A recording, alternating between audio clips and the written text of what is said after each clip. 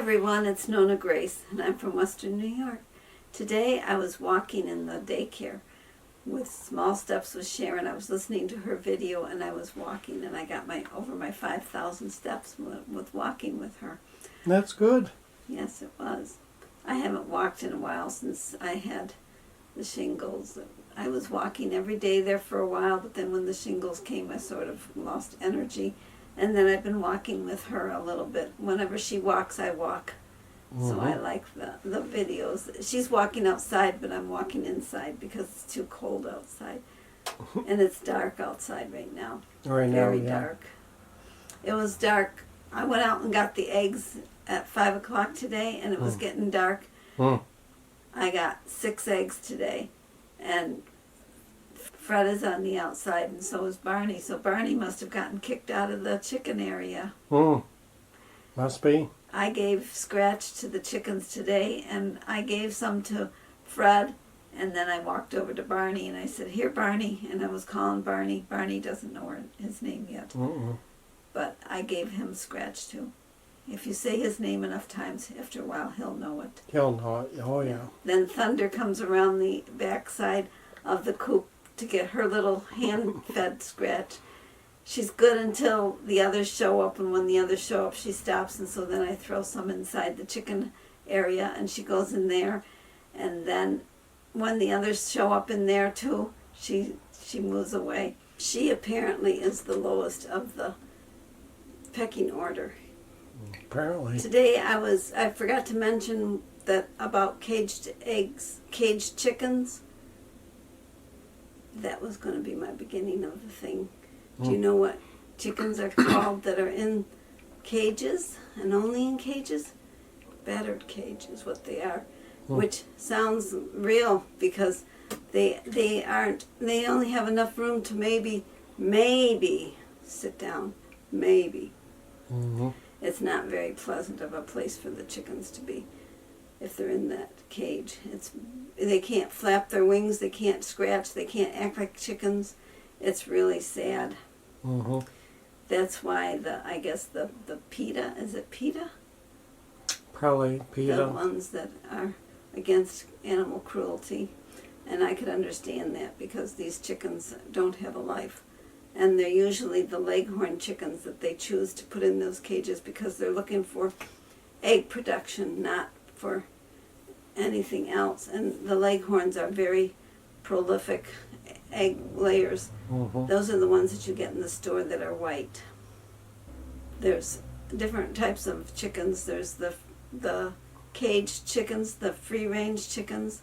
My hens are pasture raised, which they're very happy to be outside, and they get to scratch and have bugs and everything else. The battered ones, they don't even get to dust bathe. They have feather loss, and they're very stressed. It's not a happy life for them.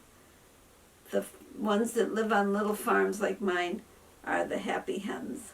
True pasture-raised follow another animal like a cow or a goat or sheep. But I don't have those. We don't have those, but we're as close to that as possible.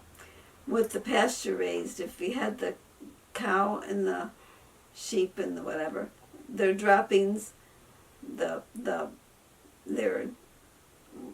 stuff that they poop out would have bugs in it, and the chickens actually would be scratching in that and taking those bugs out.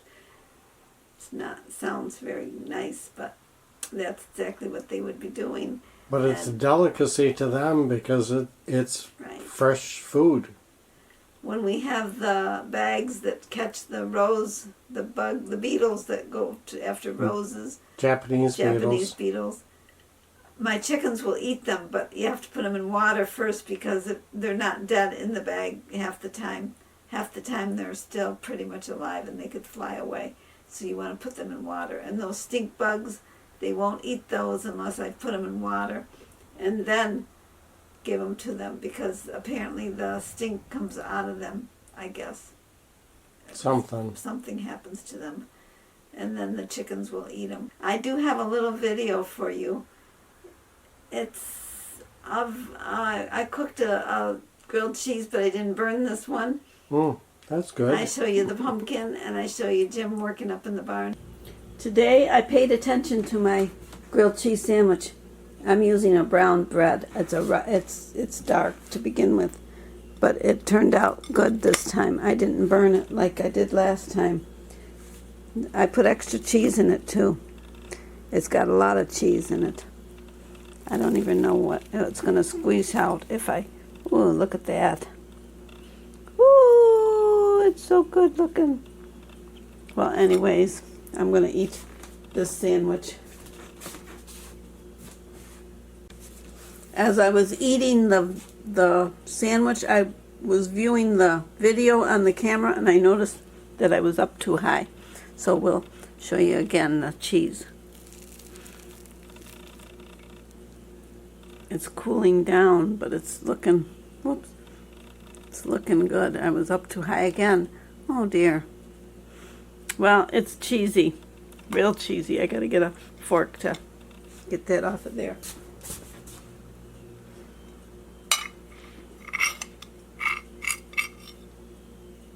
Lots and lots of cheese.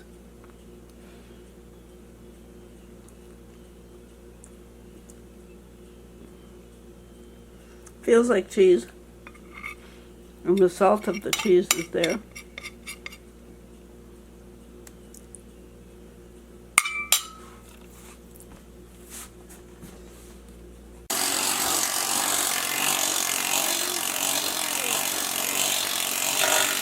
Whoa, you've got lots of noise going on here. Holy smokes. Oh, it's cold out here.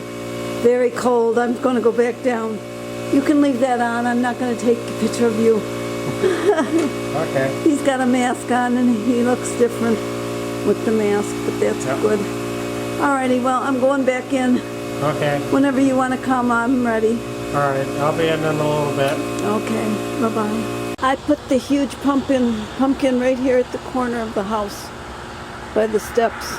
It's huge. He was scraping the rust off of the mower deck because he plans to paint it. And that mower deck is, how old is that tractor? Probably Over 16 years old. It's probably closer to 20 years old. It's still doing real good, but it needs some TLC. Yep, and it's getting it. Yep. It's cold up there in the barn, though. Yeah, it's cold. What I'm actually using is a needle scaler to get rid of as much of the rust as I can before I paint it. And it was very nice, and you were using the air compressor. I could hear the air compressor downstairs, and that was what was running the needle scaler that you had. Yeah, it runs under air. Hope you enjoyed that video that we went to. I think we went to it. I hope we went to it. And I will see you in my next video. So take care. Bye-bye.